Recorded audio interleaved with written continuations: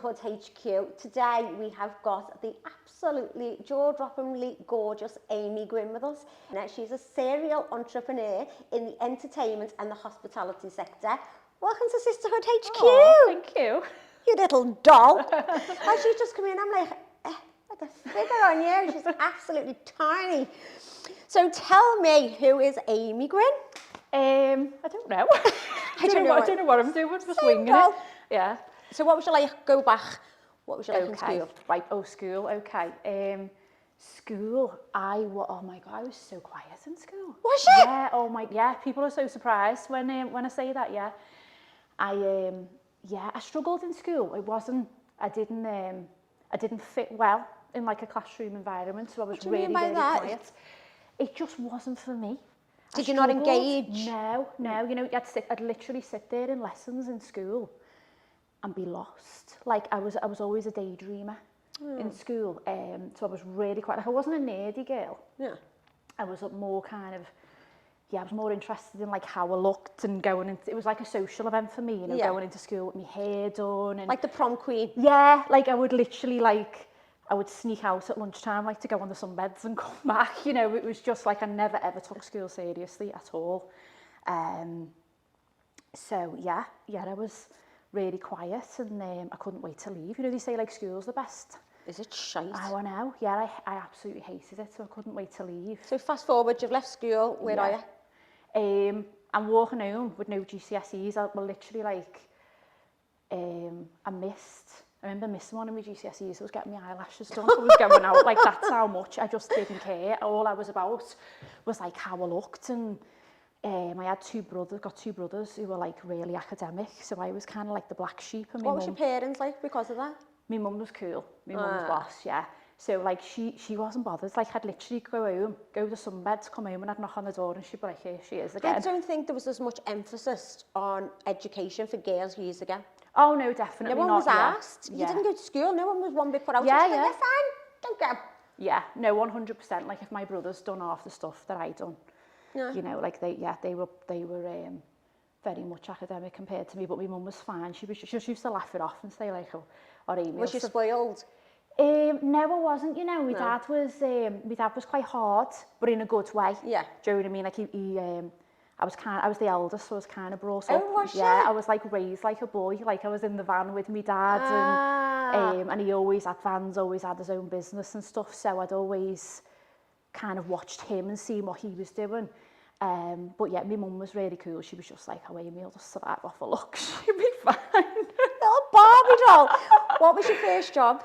So I left school and I had virtually no GCSEs, and I remember coming home and, as I say, my dad was very much like tough love, and he was like, well, I'm not giving you no money, you know, you need to go and get a job. And I did. I was 15 when I left because I was like a summer baby, so as soon as I turned 16 I just applied for everything. I had 3 jobs. So I was working in like kitchens in, is it called the Santander in Bootle, doing like behind the scenes, doing like with the dishwasher and stuff like that, literally hair. It was the gyro, wasn't it? That's it, the gyro, yeah. So I was there and I was in TJ's, and I didn't have a clue what I was going to do, Kate. So, what did you dream of doing? I lived in my own little world. Like I grew up obsessed with like Dolly Parton. Yeah. So I always thought like I don't know. I honestly, I never, even to this day, I don't think too seriously, too far ahead, but I was obsessed with like this whole glamour world, but I never really thought about modelling, or I just thought that it would just, I don't know, I'd leave school and it'd all fall into place. I don't really know, but I think that's sometimes it's a good thing to not overthink. Absolutely. I always say even now, I don't know what I want to be when I grow up, you know. I still haven't figured that out. Because we haven't grown up. I know. Good old fucking Peter Pans. So yeah, I was obsessed with like Dolly Parton, Britney Spears, and then like going through school, it was Jennifer Ellison. Like I just loved Jennifer Ellison. I used to go out and literally like I'd follow everything she'd do. and I'd go out like dressed how she was dressed, and I'd love it like when people had mistaken me for her. And Oh, she's gorgeous. even now, like she's dead inspirational, isn't she? She's lovely. Yeah, and she works with dancers, so like we're the same. Yeah, absolutely. Watch. Mine and Jenny's kids go to school together. Oh, do they? Yeah, and her boys, like mine, there's just polar opposites here. Boys are like angels and mine are devils. Do you know what I mean? I can see like sometimes must think they'll kick off and I think, oh God, Jenny will be pulling her kids away from mine. But yeah, she was iconic and she's done so well and led the way for Liverpool girls as well. Definitely, yeah. So she was a big inspiration for me growing up. So yeah, I left school and I got these little jobs. And you know what, Kate? I found that I loved working. I'd done really well being hands-on. So like, I was in TJ's, I was in like this closed department, Roman Originals it was called. And I'd have to go in and do like the stock checks in the morning and be cashing up. And I could go in and the practical side of things I'd done really well. So it was my dad who said to me, he was like, well, you know, what are you going to do? And I was like, well, I don't know. All my friends were going off and doing like hair and beauty, and I just had no interest in it. I knew that wasn't for me. And the only subject I'd done well at school was maths, because I liked numbers and I was good with, you know, with numbers and figures. So I decided to go for an apprenticeship, which I think is a great thing, because for a lot of people, I think practical for me, definitely. Yeah. Work and practical is a lot better. Even to this day, I couldn't sit in a classroom. Like, I can't take it in. I need to go and do it, you know, and experience it. Like, I don't read instructions. I'm just like, all the kids' toys are back to front, because I'm like, no, I just need to do it. Yeah. So I went to Training Plus, and the options for an apprenticeship was hairdressing. I was like, no. Childcare. I was like, definitely no. Absolutely not. So it was business and business and accounts course, I think it was. So you got placed in the workplace 4 days a week, and then in college 1 day a week. So I started with that. And it was great at first, because I was being paid as well, which I loved.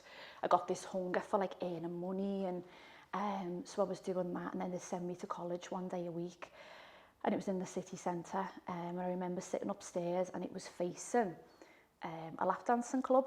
And I used to look out the window, and because still I'm a daydreamer, I'm sat there, I don't know what the teacher's saying. And I used to look out the window and just think like, oh, I wonder what.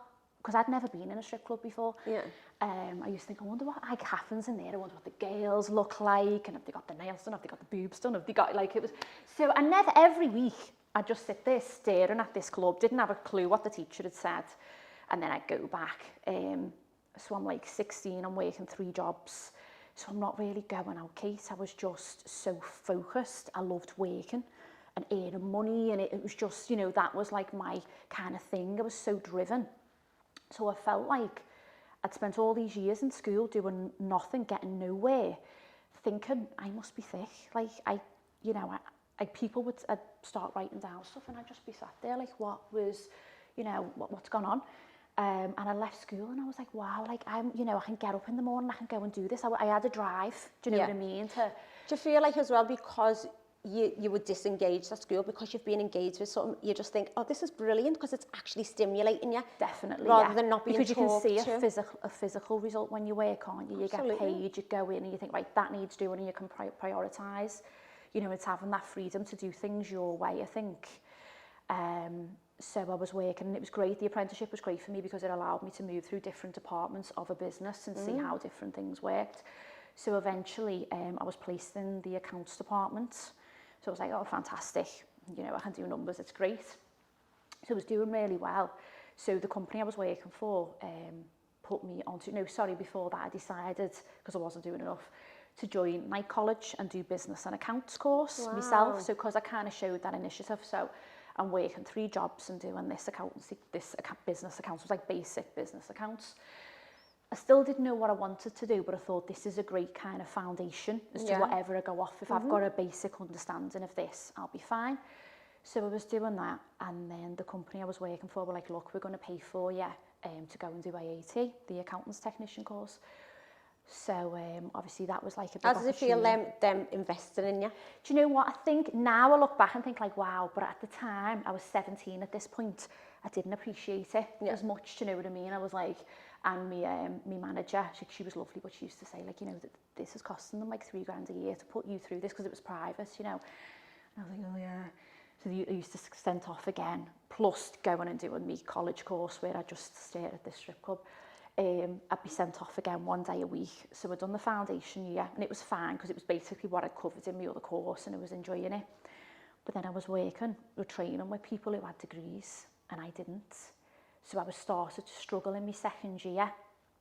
And Because of knowing they had a degree? No, because I knew because they had a degree, they had a massive advantage over me becoming an accountant. Once I'd done AAT, I would only have been like a bookkeeper, that I still had a lot more work to do. I knew I was never going to get a degree. I didn't want a degree. That wasn't me. I didn't fit in like a classroom environment. I didn't want to go to university. So I got into my second year and I started losing my way a little bit because although I loved numbers, I just stopped feeling. I was working in this, this office, and I don't know, like I'd literally be in my car because I got my little car when I was 17. So I was working to pay my insurance, and, I was just so like focused that I wanted to do everything. And then the realisation kind of set in that I was going to sit there doing this job, and I was capped at like 16k a year, and that was it. And looking back now, I think it was having that limitation on my life was what, at the time, I didn't realise was what I didn't want. It's a big thing even for you to be able to realise that at such a young age. Yeah. Do you know what I mean? Because most people will go through life thinking, well, 16 grand even at 16, but you've had awareness and thought, no, I want more. Yeah, definitely. I was so money hungry, do you know what I mean? And I was in this office, and it was great. I was still working with people, but I knew it wasn't what I wanted to do. I was like, I'm not an accountant. I'm never going to be an accountant, because I knew I wasn't going to be able to go and do that degree because it wasn't me. And I know you can do anything you want to do, but you didn't want to. Yeah, it just wasn't me, Kate. You could have done it if you wanted to, but you just didn't want to. And that's fine, Aim. Yeah. I think it's important as well that girls realise, unless you enjoy it, don't do it. Of course, yeah, definitely. So that's fine to be able to say, do you know what, I don't want a degree, but I just want something else. So where did you go from there? So I left, and I was a bit of a crossroads, so I went to work for my dad for a bit. He was like, come and work with me, so I'm back in a van with all the lads, all the workies. I'll bet you they were fucking delighted. So I'm there and I'm doing all my dad's stuff, so it was great because what did your dad's business, what was it? So he was into fire and flood restoration at the time, okay. So we had like contracts all around like the area, so he'd be sending vans out, and I was doing like all his office because I was fully trained to do all that, so was doing all that for a bit, and it was great. It was another kind of life experience, but it still wasn't fulfilled. And then I think it was literally like I went on a night out one night. I was in the news bar and seeing all these girls and I thought, you know what, this is what I want to do. I want to be like, I want a more glamorous kind of life. I don't want to be in an office. Like, I feel so suppressed. I want to kind of be out there and doing something. So I got in touch with Pulse in Liverpool. Oh my God, they send the hospitality girls still to this day for the club, yeah. Yeah, so I spoke to, I think it was Helen, and I sent her like just a raw picture and everything, and she was like, come down and see me. So I went down, seen Helen, and she was like, yeah, right, go and get your portfolio. So I was like, okay. So I went to Matt Ford, went and got my portfolio done, and I loved it. And it was one of them, it was like, I thought, I went home to my dad's and I was like, I want to be a model. But I thought, I did do some like bits of catwalk stuff in the city, but I was only short, I was quite small. So, obviously I was limited to what I could do, but I had like a bit of a cheeky personality, and I thought I could do commercial, I could do like light glamour, I'll just see where it goes. So I started doing that when I was done my portfolio, and I was getting jobs around the city and stuff like that. I remember like my mum like being on a poster. It was the medication nurse, and I remember it was Amanda Harrington. Yeah. And then the next one was me, and I remember thinking like, oh my God, like that was a huge thing for me, because obviously Amanda Harrington was so big, in like the Liverpool like scene and everything. So I was doing that, and I was still working because obviously I was doing both things, and it was great. And I was getting paid, and I was just loving it. And then I started doing, just by chance, I started getting asked to do a lot of workshops, and because I drove and I was only young, and obviously a lot of the models didn't drive, I was getting asked to do workshops up in Manchester. So basically that was where I would go and I'd be paid to be the model. and you had photographers who were training to be a photographer. Oh, So okay. you'd have like 6 photographers who were paying to go to this workshop and being trained by a photographer, and you were just the commercial model who, you know, they'd take the photographs of and everything.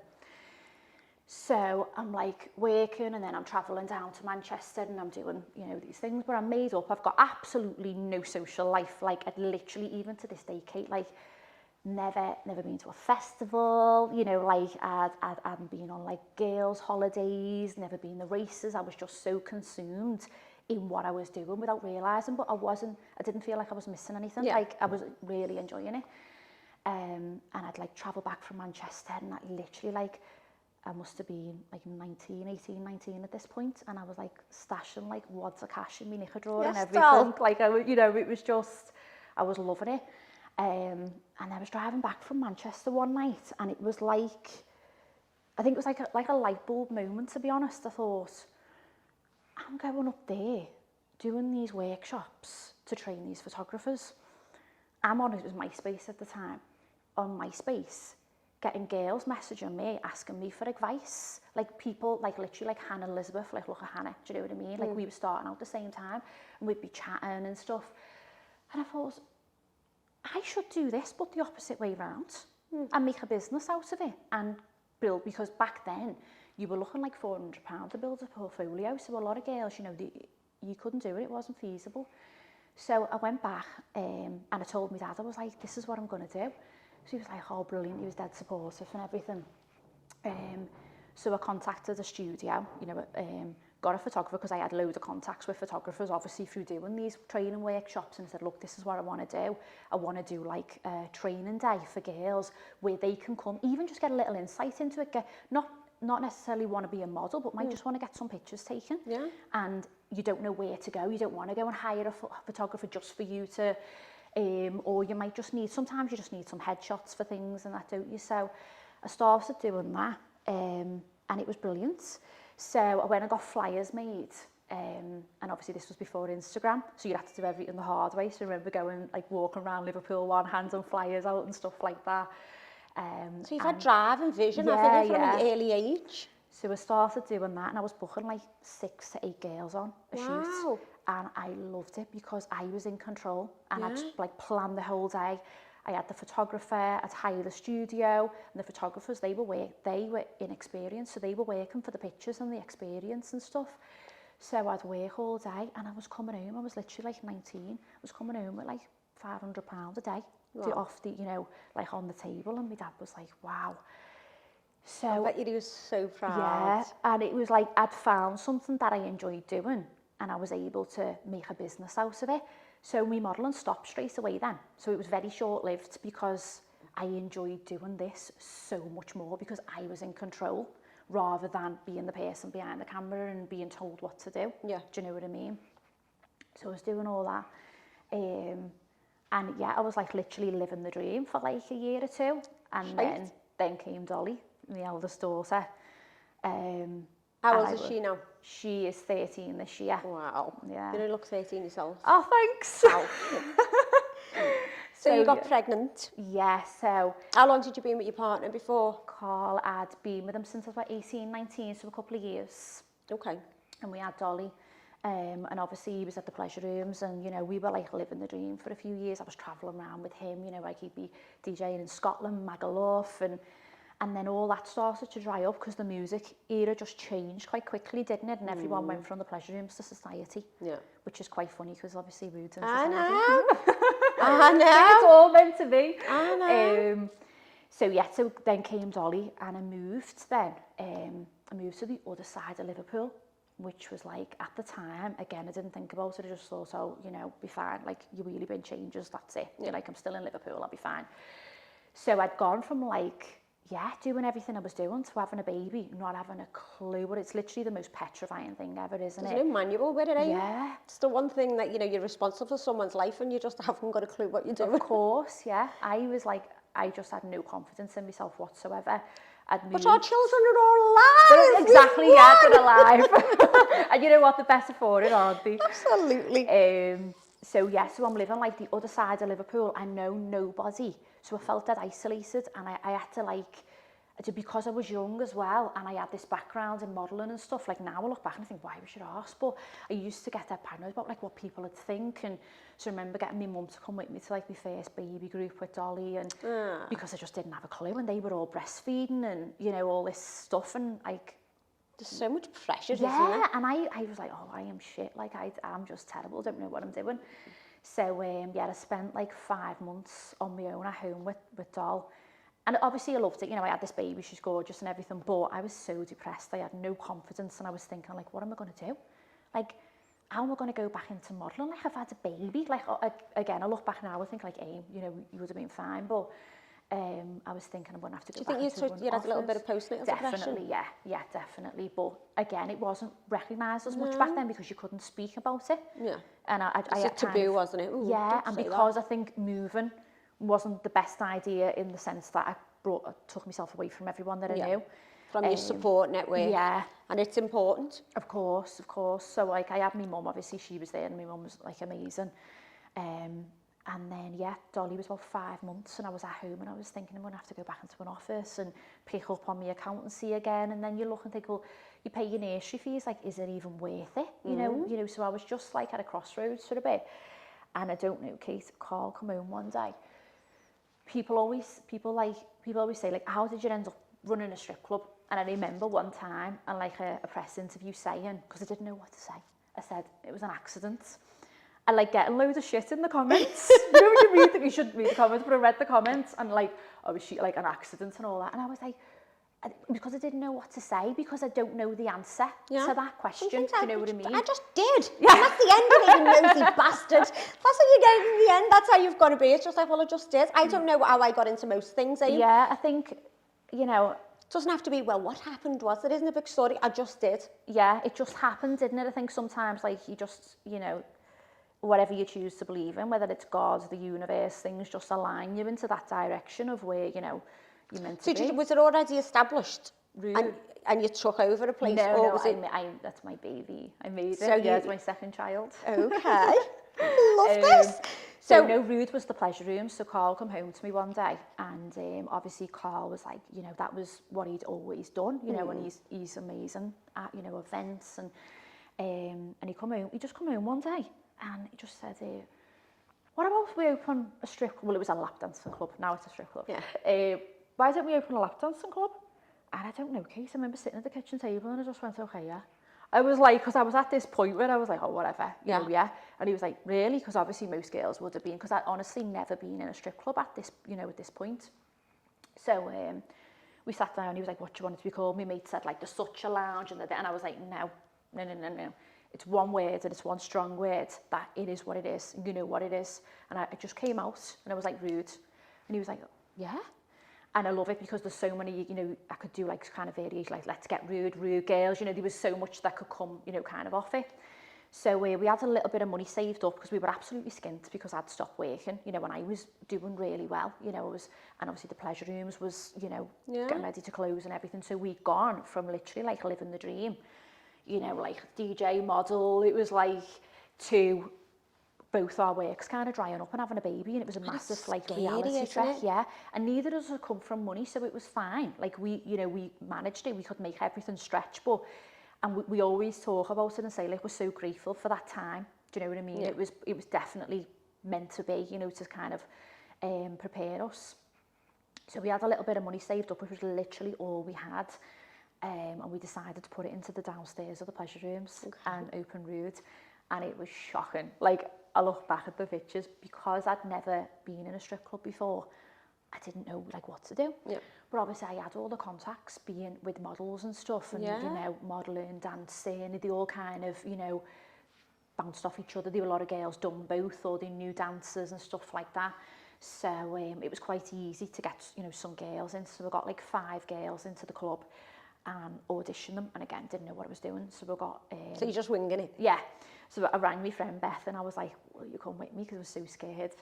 She came with me, and we got these girls to dance, which is actually now something I don't do, because that's like the least important part, is the dancing.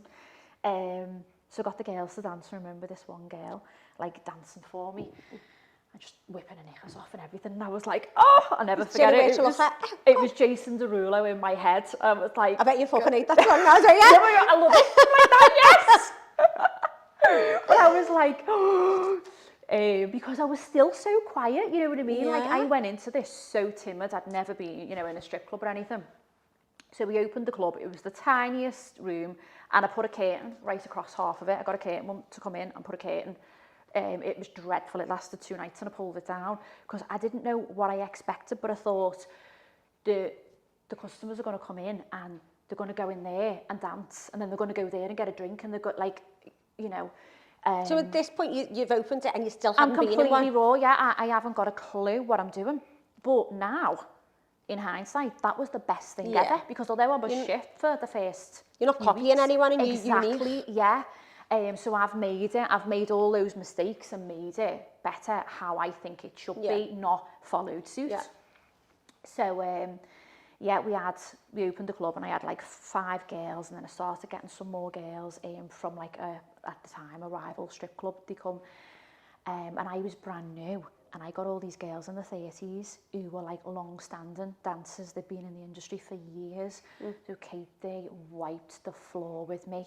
Like I speak to one of them. Now, they were lovely, but they were asses. They knew what they were doing. And I was like, and I'd go in and I was having like weekly meetings, and they'd all be talking over me, and like they were telling me how it was and stuff like that. And I remember just being petrified, thinking, I can't do this. I can't work with these girls. Like, these are strong ass women. Like, do you know what I mean? Yeah. And again, I look back and think, because now I'm them, and the other girls come in with me, and I'm like, listen.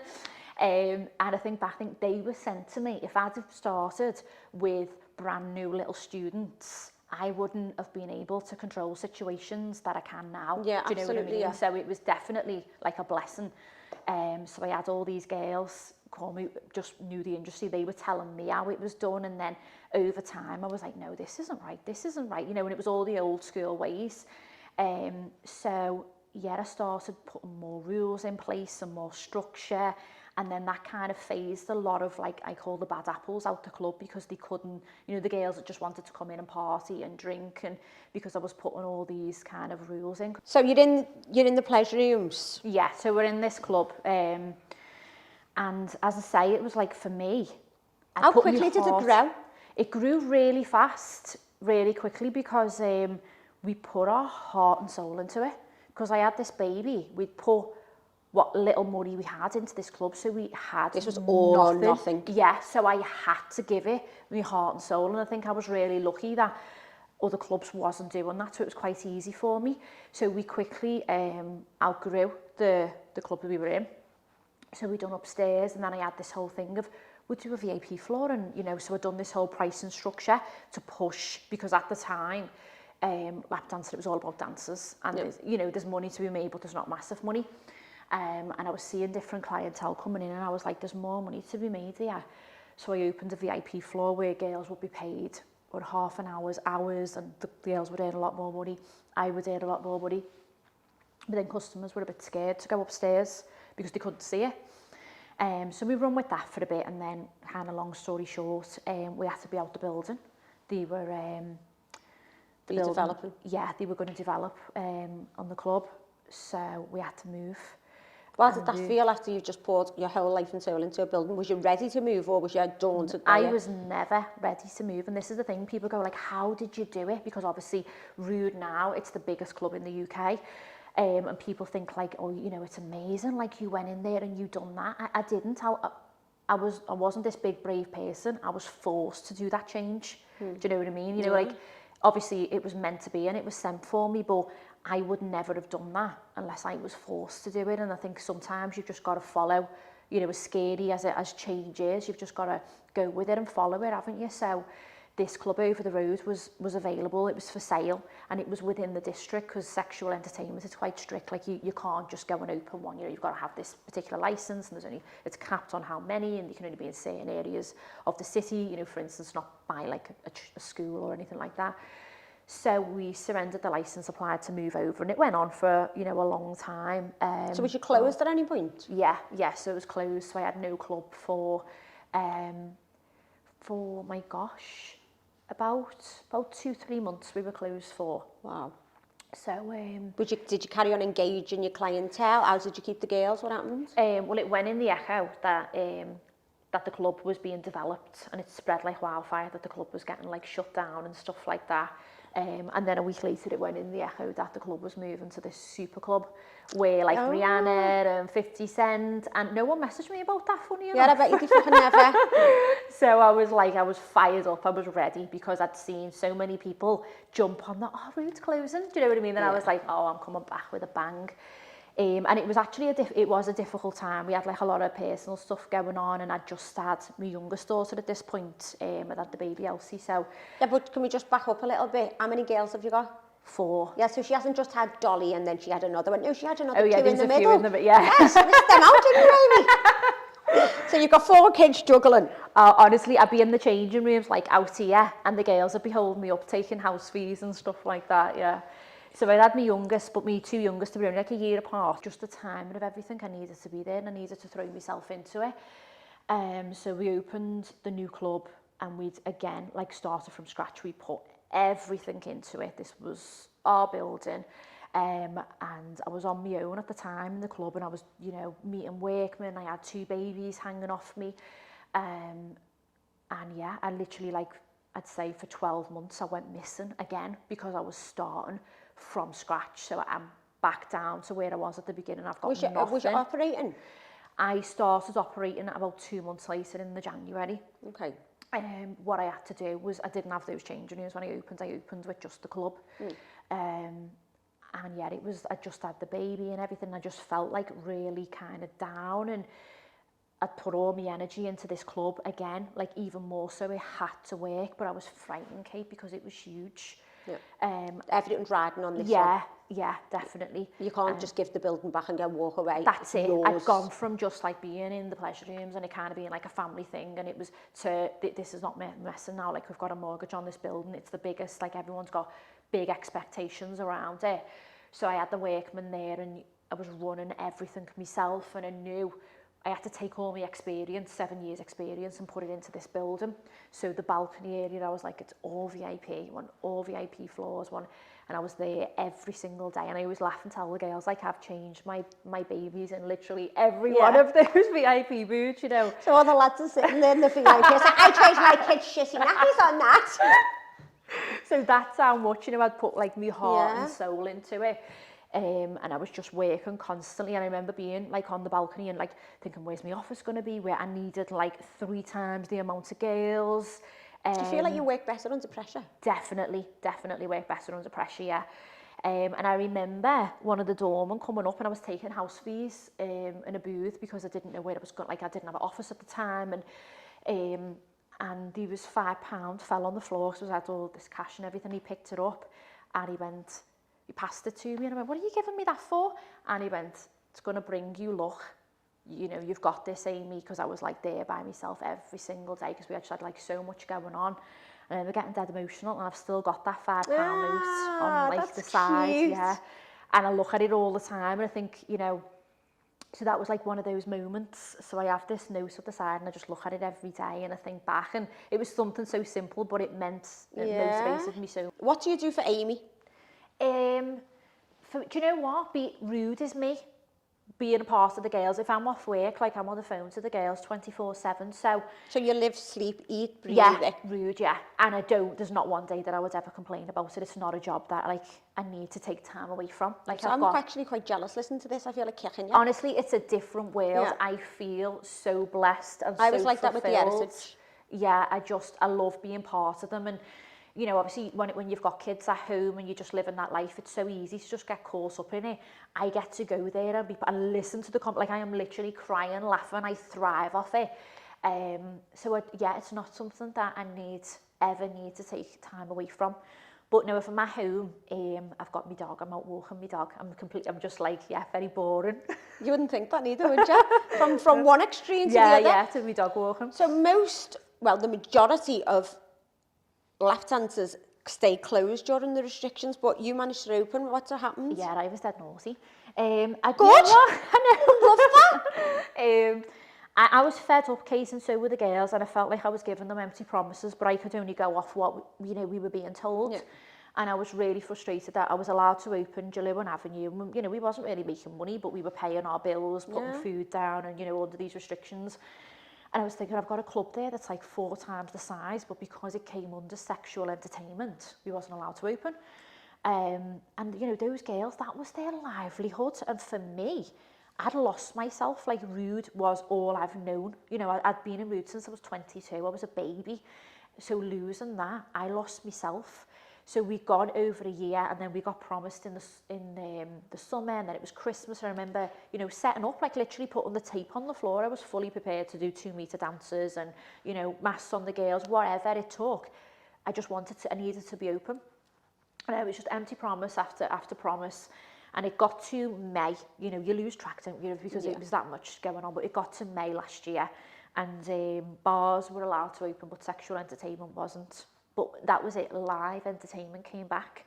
And I was like, well, I'm live entertainment. And then I went through my thing, and they were like, no, you're sexual live entertainment. I was like, fuck's sake.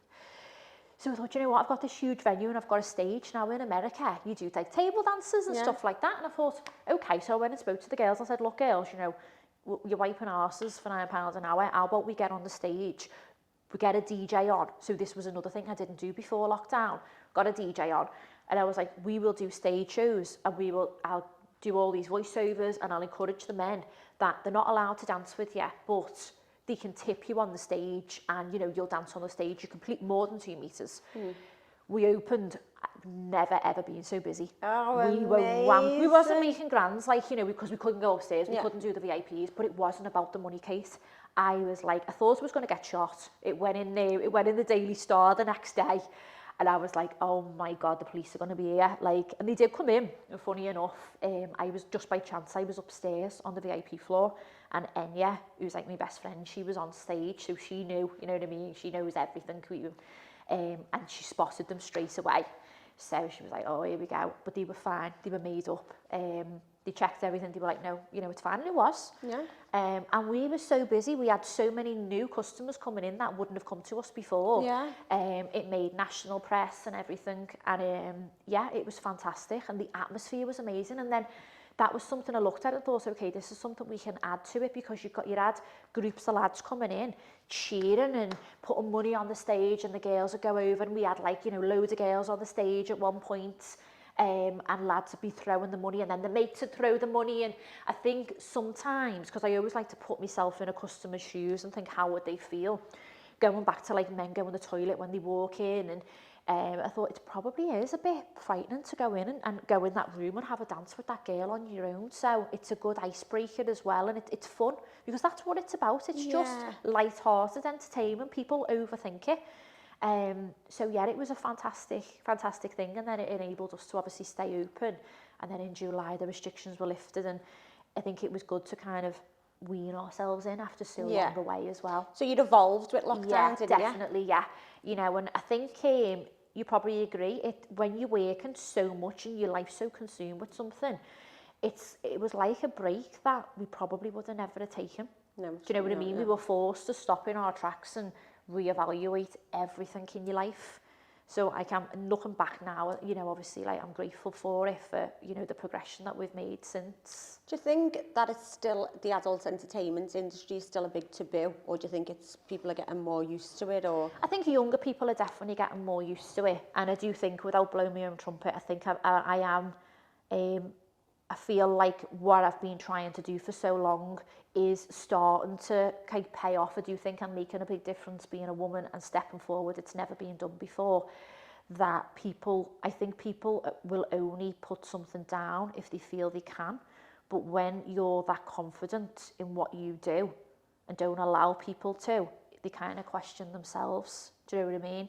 Like, I remember an article going in the Echo, and a woman putting, one of them women would stay at home mum in a bio, putting, like, a really nasty comment about how, like, my daughters must be, you know, like, how my mum would be proud, and, you know, being just nasty, and brought me kids into it, you know, saying, like, oh, I bet our kids are really proud, blah, blah, blah. So it was a hateful comment, obviously, when someone mentions your children, because I'm a big believer of you keep your pets, like, the girls don't know, some of the girls don't know I've got kids, because I don't go in going, oh, the kids have had me up, and, you know, the two things are separate. They read about it, they don't, so I've always, like, protect the girls in that way.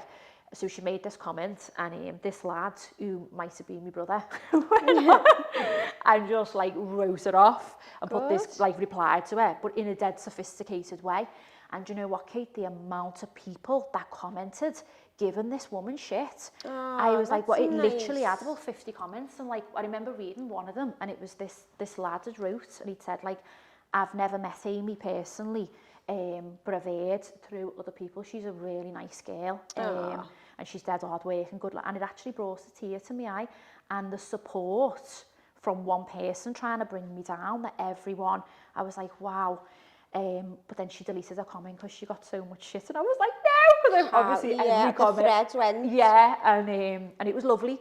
So yeah, there's always going to be, I think, more with the older generation of people, but the thing is men are wired. We're all wired in that way. Do you know what I mean? There's a reason why films have a sex scene. It's to keep us engaged, whether you like to admit it or not, you know, and it's something that I think women, you know, it's a taboo subject for women to talk about, but men are always going to sexualise women.